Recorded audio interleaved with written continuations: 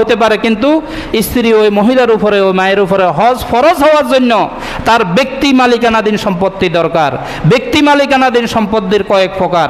একটা হচ্ছে মোহরানা, দ্বিতীয় হচ্ছে বাপ মায়ের পক্ষ থেকে, বাপের বাড়ির পক্ষ থেকে পাওয়া সম্পত্তি, তৃতীয় হচ্ছে স্বামী অথবা সন্তান যদি মারা যায় তাদের ওয়ারিশ সূত্রে যে সমস্ত সম্পত্তির মালিক হয়। 4 নম্বর হচ্ছে চাকরি করে অথবা তার ব্যবসা বাণিজ্য আছে, জায়গা জমিন আছে, সেগুলো থেকে উপার্জন হয়, আন হয়, সেটা যদি 10 লাখ টাকা 15 লাখ টাকার সমান হয় তাহলে তার উপরে হজ ওয়াজিব, হজ ফরজ। আমাদের মা বোনেরা, আমাদের স্ত্রীরা থাকতে পারেন, তাদেরকে গিয়ে আমরা মাসালাটা বলে দিব।